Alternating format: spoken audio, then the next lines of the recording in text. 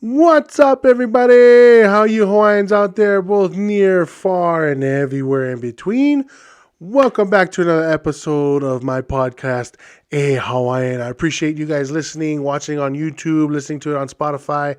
Still got to work on getting it out to other platforms, but nevertheless, I've got a lot of work to do. But anyways, thank you guys for tuning in, coming back, and listening. I appreciate it. My name is Kalei2K, if you don't know who I am. This is my podcast. It's just me talking story, chilling, sharing my perspective on life from my Hawaiian eyes. Anyways, thank you guys for tuning back in.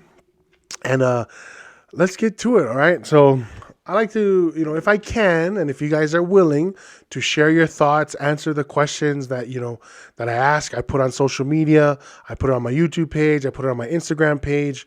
So look me up on all social media platforms, Kalei2K, just search me, it'll probably pop up. You'll see a picture of me right there for you. Yeah, I put questions up and some people have been commenting.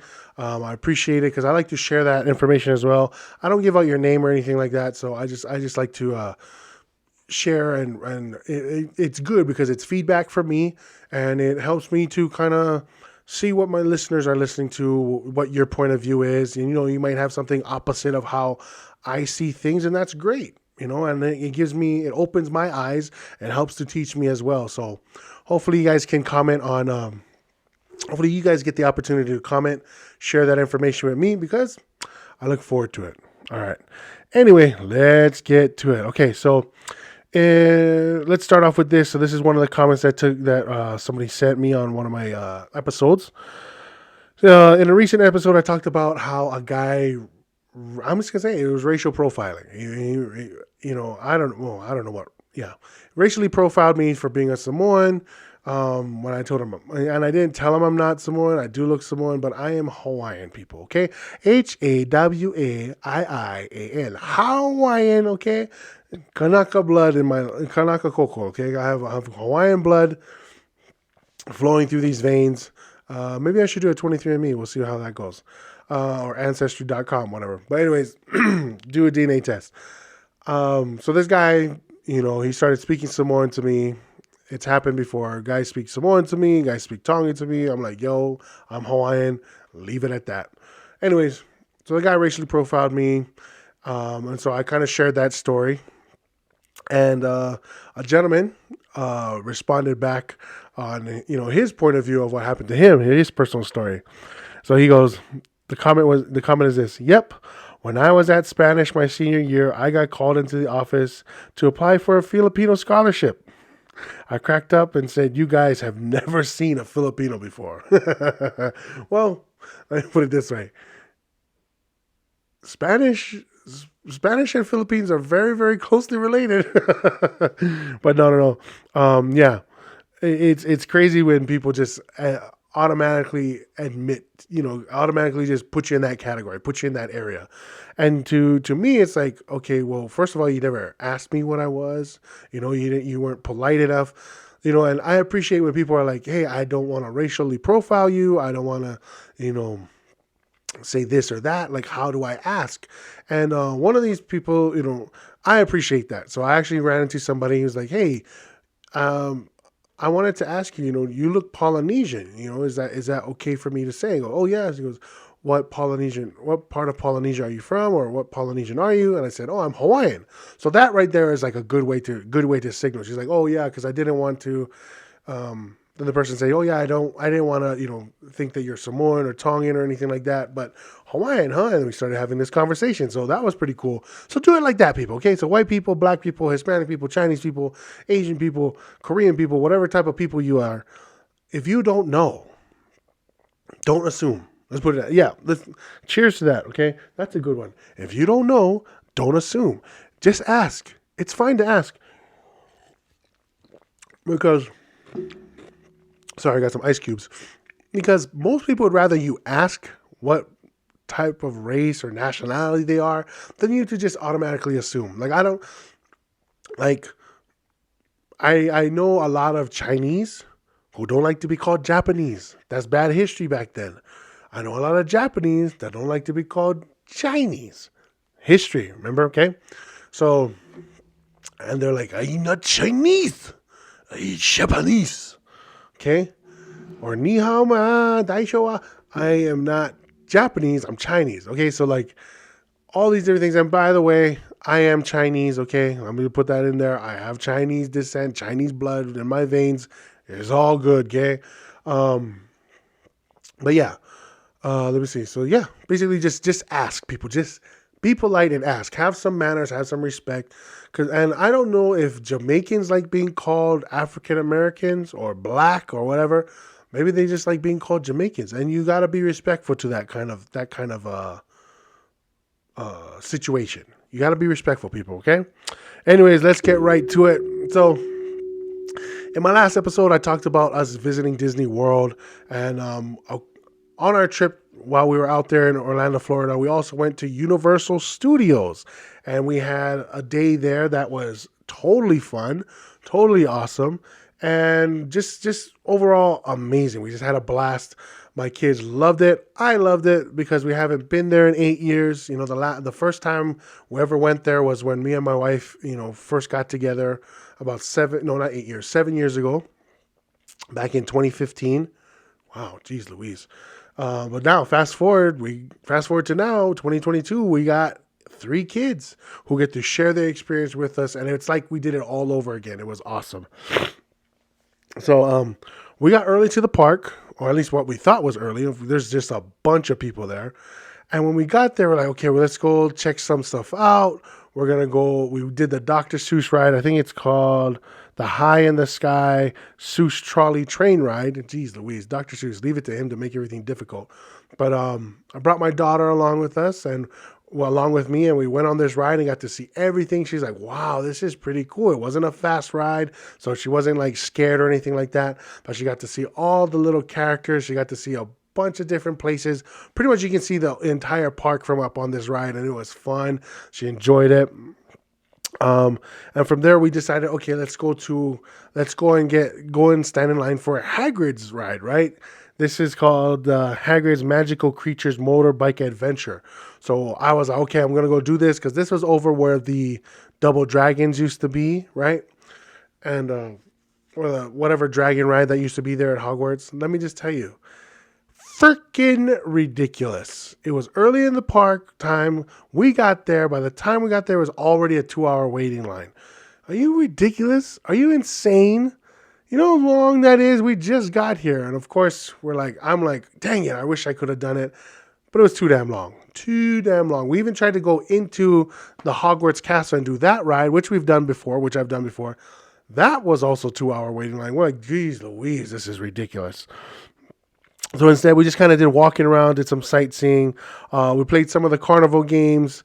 My girls got to win an octopus and penguin.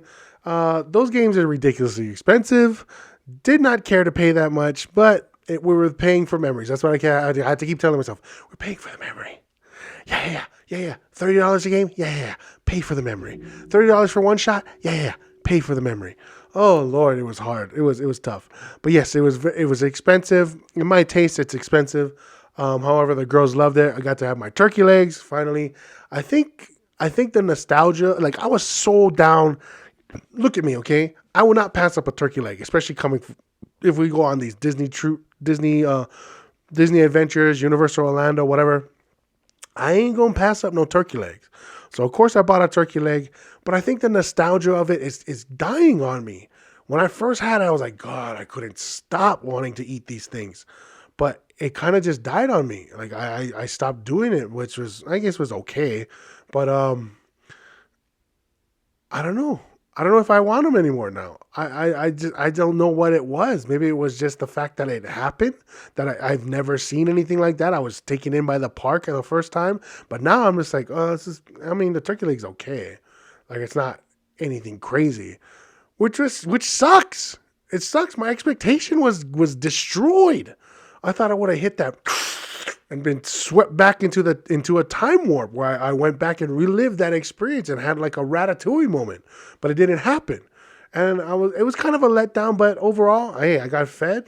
I got energy to walk, and it did what it's supposed to do. It's supposed to feed me, it's supposed to make me feel good. Okay. Anyways, um, we entered Harry Potter World. And let me just tell you this, people who go to Harry Potter World, yeah, stand on the side so that other people can come through. As soon as we get through Diagon Alley, I'm just like, yo, what the hell? Why is this place so crowded? And I'm looking at these people and they're just waiting for the damn Gringotts dragon to blow fire. That's it. I'm like, yo, what are you guys doing? Move out of the way. Because as soon as we got past, like, as soon as we were able to make a right turn into a different part of Diagon Alley, everything was open. There was like super big space. So we walked in over there. I was like, geez, Louise, people, really? You guys have to block the entire freaking street so that you could see this thing? Move out of the way. Overall, Harry Potter World was amazing. We also got to do the Harry Potter Escape from Gringotts. My good buddy Ty, he and I, we went, we did this ride. He's never done it before, and he's not really much of a thrill seeker, according to his wife and according to him. But we went on the Gringotts ride, and just it was a blast. I had fun doing that ride too. That was cool. Let me see. Oh, and I wanted to share our first time. So our girls' first time on the train, Hogwarts Express, was awesome. They enjoyed it. They got to see the window. They got to see things move. They got to see, the shadows, everything like that. It was super cool. When my wife and I, 7 years ago, went on the Hogwarts Express, and at that time I was like, I'm going to pay for it. Our friend was like, oh, why don't you come hang out with me? He worked there at the time at the Universal Studios. He's like, oh, I'll get you guys through the parks. I'll show you guys around and this and that. And I was like, no, we're not doing that because we would have to go to his schedule, right? We ain't going to follow his schedule. We're going to go do our thing. I will pay extra so that we can go and do our own thing because I don't want him to escort us around, be our chauffeur, whatever, and then kind of like maybe lose the magic, So I'm just like, no, I'll pay the extra. Let's go do our own thing. Let's stay longer. Let's go do what we want to do.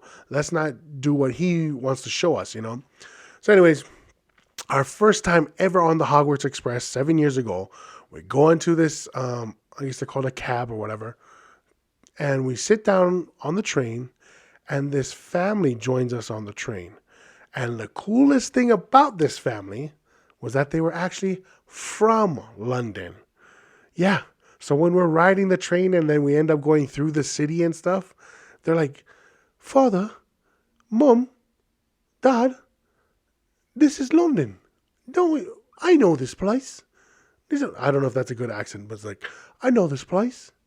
Mom, Dad, oh my God, my heavens, look at this place. Look at it, it's beautiful. Mom, Dad, this is London. I know this place. I was like, geez Louise, this is making the magic even better.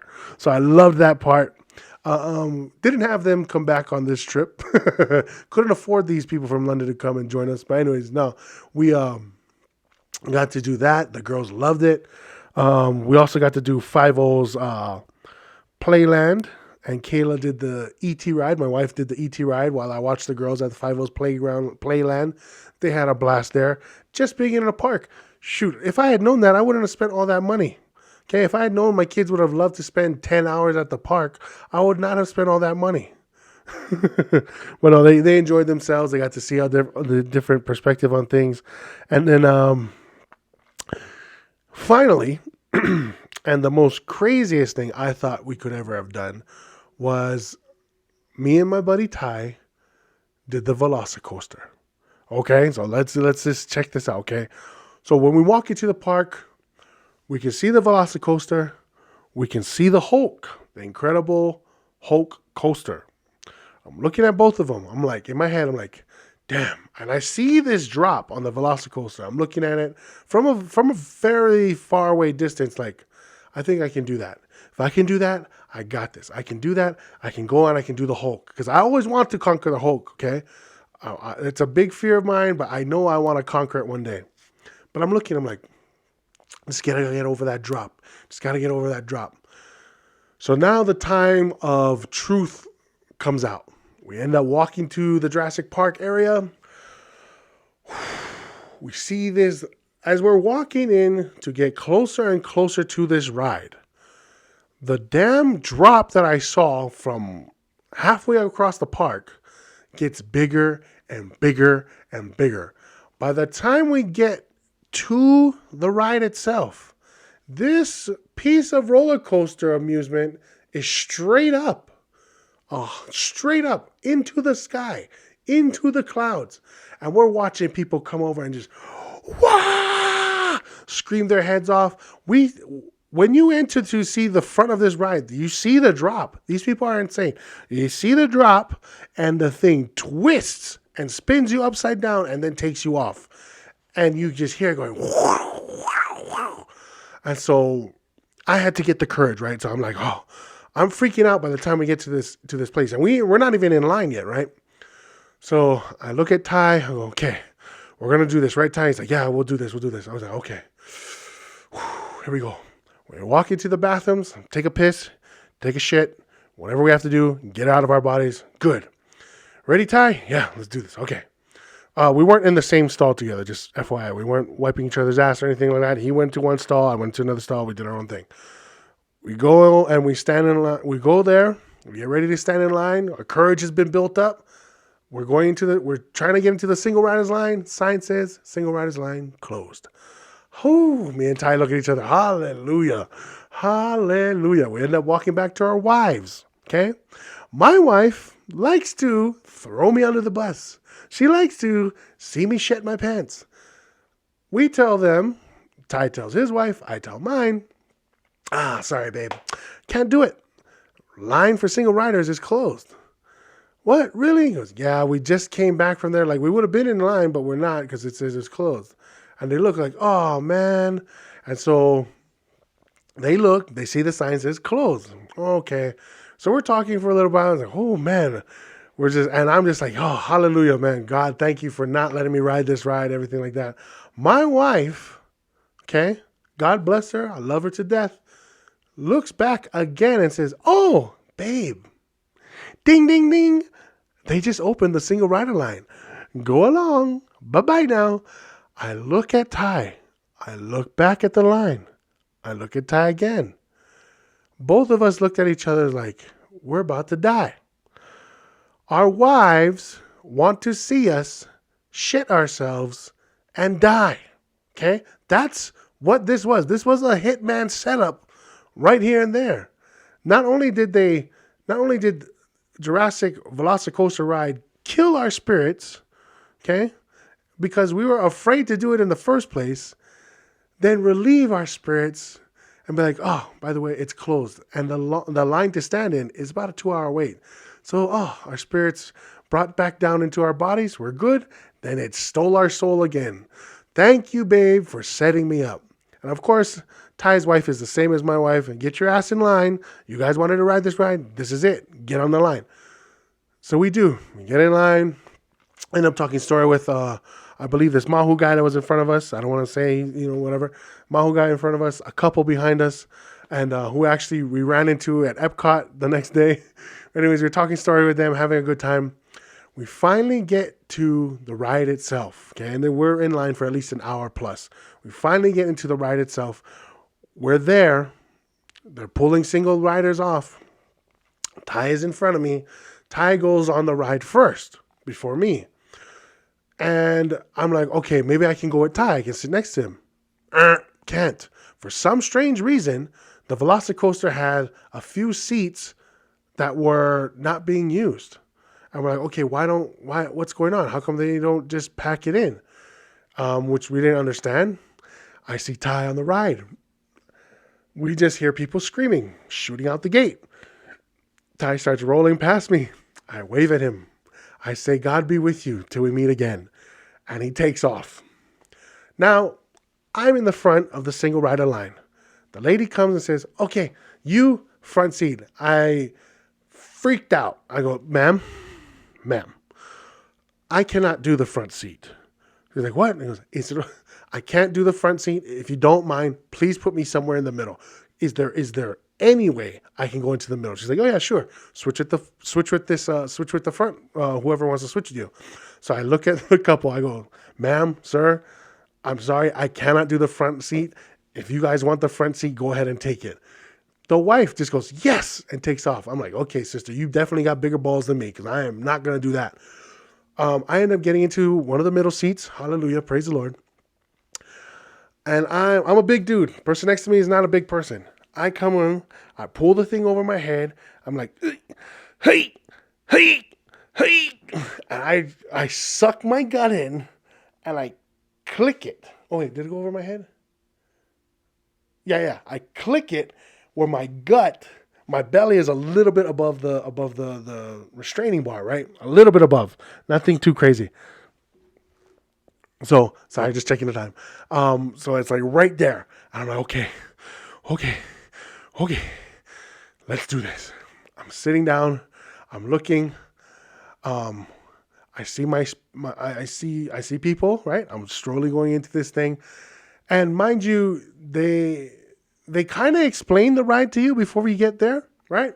They kind of let you know what's going to happen, high speeds, all this stuff. If you have a mild heart, heart problems or whatever like that, this is not the ride for you. So we're going. I'm like, okay, just got to get over that. Just got to get over that thing. I know I can handle this. 3, 2, 1. Boom! Takes you out. You start whipping, turning, flipping. I'm like, oh, screaming my head off, trying to enjoy myself. I'm hitting turns. I'm trying to hold on to the seat with my legs, cramping up my goddamn calves, my thighs, pull the hamstring, everything, doing all that stuff. Then we come down, we start spinning around, right? We're good. We slow down. I'm like, okay, straight up. Here comes the drop. And now I know the drop comes down like this, right? And then it turns. It turns on you somehow, right or left, I don't know how. But at this point, as we're going up, I'm like, okay, I gotta look for my wife and I gotta yell, I love you, babe. Because when it turns us over, that's where we left my wife and my kids, underneath the spin, or at least near the spin, the turnover.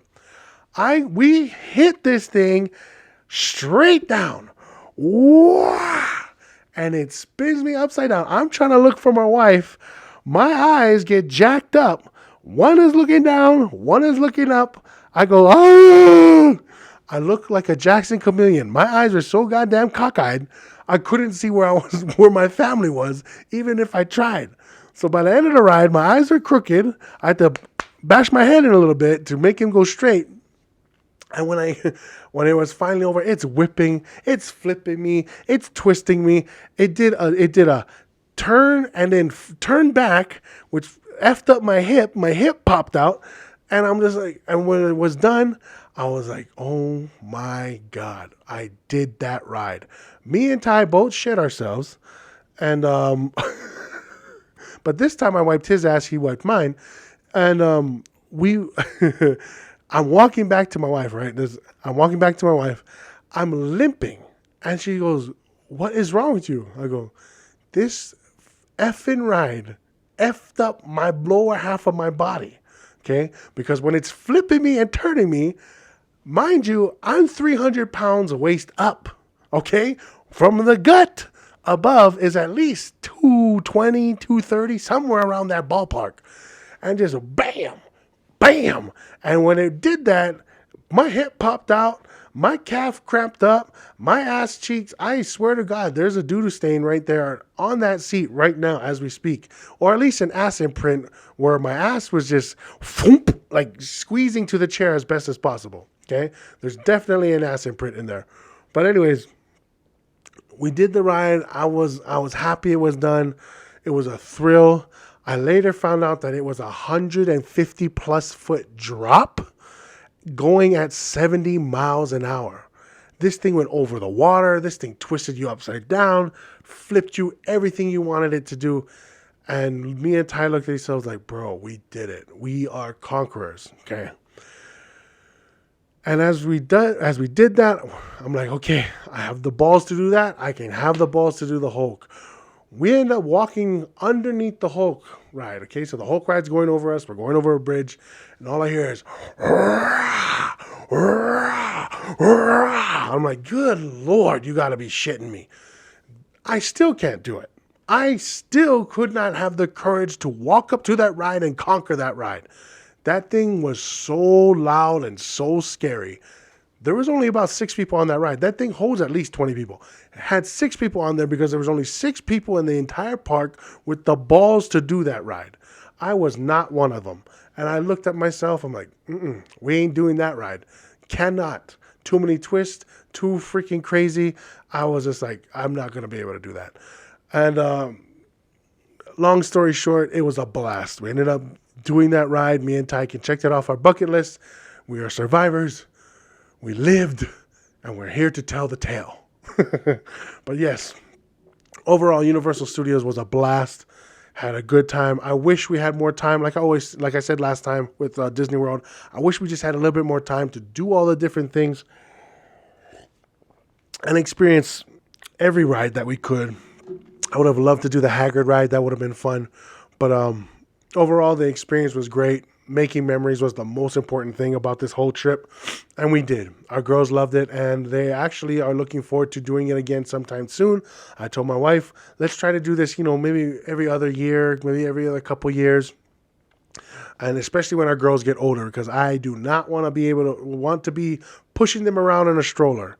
That is frustrating and irritating.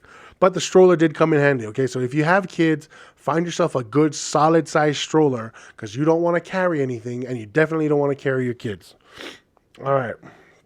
Ooh, but that was it. That was ridiculously scary. I think I still have a hip dysplasia, freaking almost had a cardiac arrest, heart attack, stroke, whatever, cockeyedness.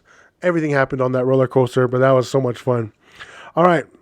Now let's go to It's News to Me. All right. So, of course, being at Universal Studios, I was like, okay, what are some things that are some hidden facts about Universal Studios? So I went online and I did some of the research. Okay. And this is according to www.thetopvillas.com. So I asked the question, what are some, hidden facts about Universal Studios Orlando?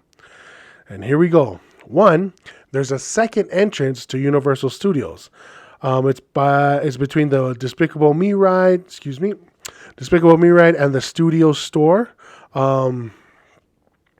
Compared to the regular entrance, this one rarely has a QA, or whatever it's called, I guess a line. However, it doesn't open till about 10 a.m. So if you want to be the first on the rides, you better just go through the main entrance. But that's pretty cool that they have that.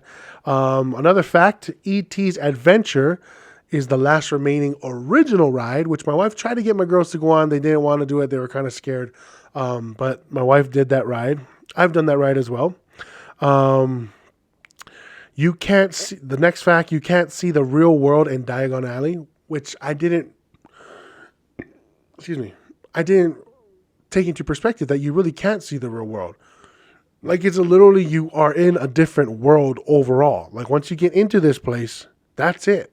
Nothing else is made in America. Like, nothing else is made to be Florida or Orlando around you, the real world. Cool. Let's see. Another fact, you can mail your letters from Harry Potter World. It says here, for Harry Potter enthusiasts, there's something very special about getting your mail branded by the famous franchise.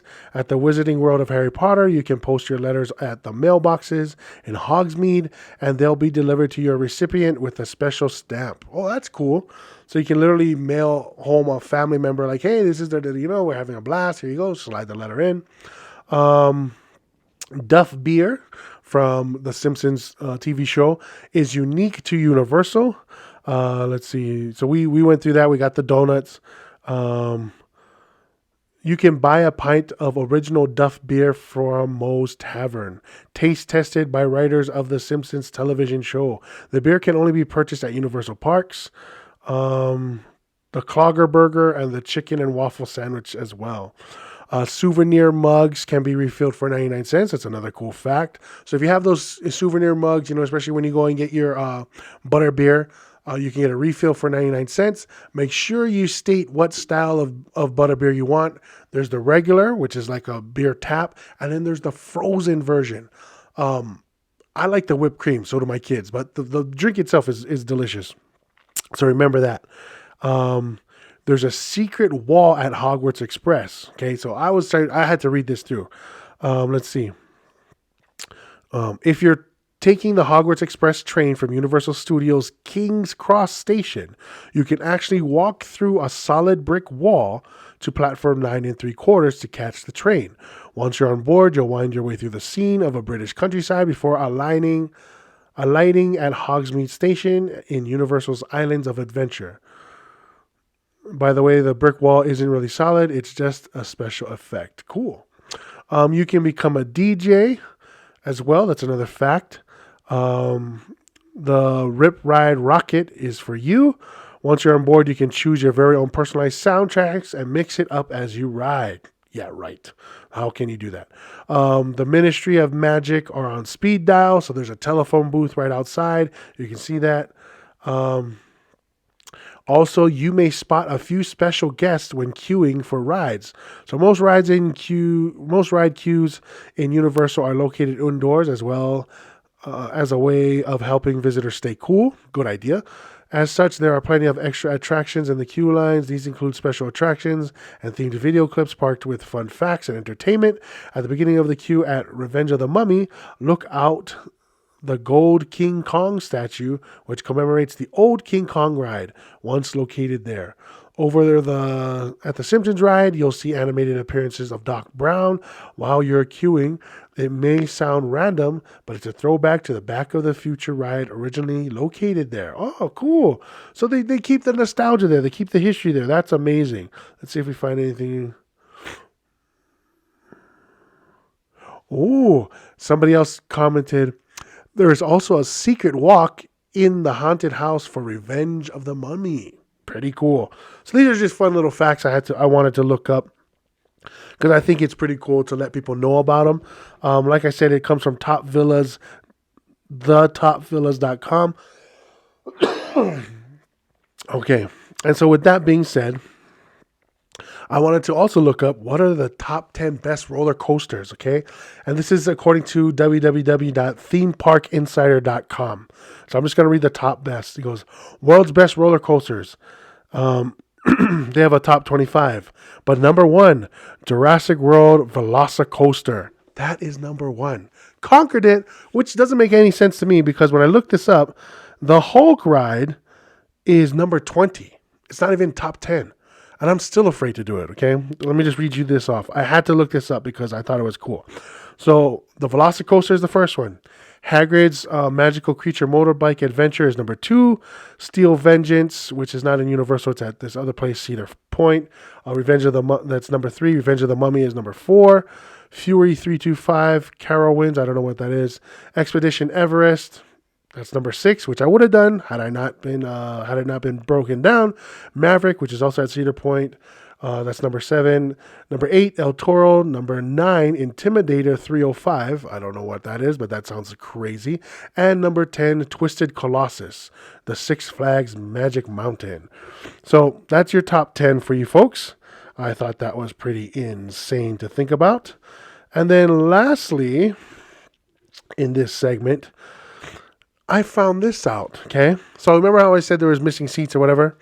So it goes on, and this is from InsideTheMagic.net, about the Universal Velocicoaster. This is a recent update. March 21st, posted on March 21st, 2022. The article says, Universal's Velocicoaster malfunctioning due to possible mechanical issues. Yikes! We just got back. Hallelujah. Let's see. Keep going down.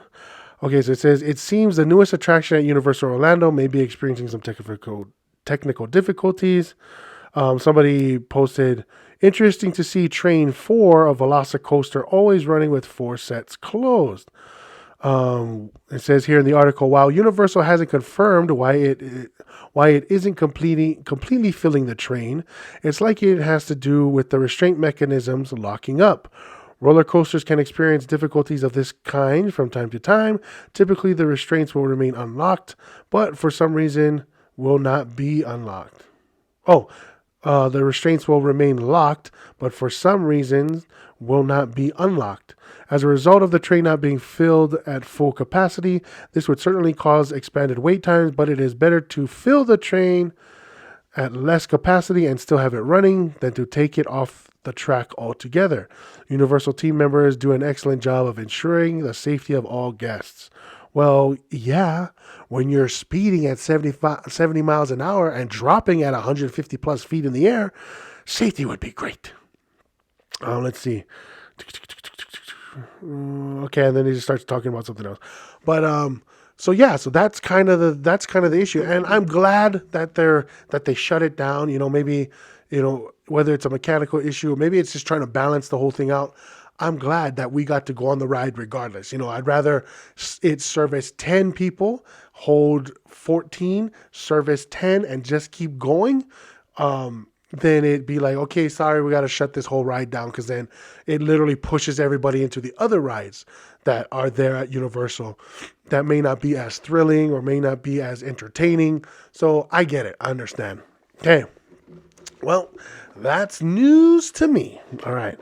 Lastly, let's get something good out of this bucket. Dang it. Okay, last part, my thought bucket. Let's get another small one if we can. Hopefully we can get this done right away. Let's do this. Okay. Oh. My thought bucket is basically my thoughts. I write down, throw it in a bucket. It says here, if you only had one specific meal for the rest of your life, what would it be and why? One specific meal. Good Lord. Like we can change it up, I guess. Let me see. I think I would have to go with pizza. Pizza would have to be the number one thing. Like it's pizza overall. Okay, so I can make it. What I'm saying is, like, you can make the meal, so it can be like, you can make the meal, but you can change it however which way you want it, as long as it's still pretty much the same meal. So for pizza, there's 1,000+ varieties. You can have meat lovers, Supreme. I love Supreme. I used to love it when Costco sold it. They don't sell it anymore. Come on, Costco, get it together. I'm a member. I want my pizza. Pepperoni, cheese, olives, chicken and spinach. Oh, I love chicken and spinach. Love chicken and spinach. Or you can do the Alfredo sauce with mushrooms and Italian sausage and extra Parmesan cheese on top. Love that too. But yeah, pizza overall, because I can change it any type of way I want. You can even make dessert pizza. It still qualifies under one specific type. And I think that's my why, because I can change it however different many ways I can think of. I can make it the way I want it. My kids, it's interactive. It can be a family night event, a little activity you guys can do at home together as a family. Make you guys own homemade pizza. It's great. And if I had to eat it for the rest of my life, I'd be okay with that. I'd be okay. I think I would be able to survive. But anyways, that's pretty much it for today. Thank you guys for tuning in. Once again, my name is Khaled2K. Look me up on all social media platforms. Just dial me in. If you're listening on YouTube, look me up on Instagram, TikTok, whatever it may be. And I do put questions out there. So the questions that I ask myself and the questions that I might ask you, look it up on my social media pages. My Instagram, for sure, will definitely have it. My YouTube channel will definitely have it, so take a look at that as well. Put your comment up there, share your experiences, because I like to share them as well. I put them out here on my platform, share them with the world, and it gives me a perspective. Like I said before, it gives me a certain perspective so I can see how other people view life and what their experiences may be, so it helps me to learn as well, okay? Let me see. That's pretty much it. Anyways, thank you guys once again. I go by the name of Clay2K. You've been listening to another podcast called Hawaiian. Love each and every one of you. Remember to spread aloha, not hate. All right, everybody. Take care. God bless. Aloha. Hee.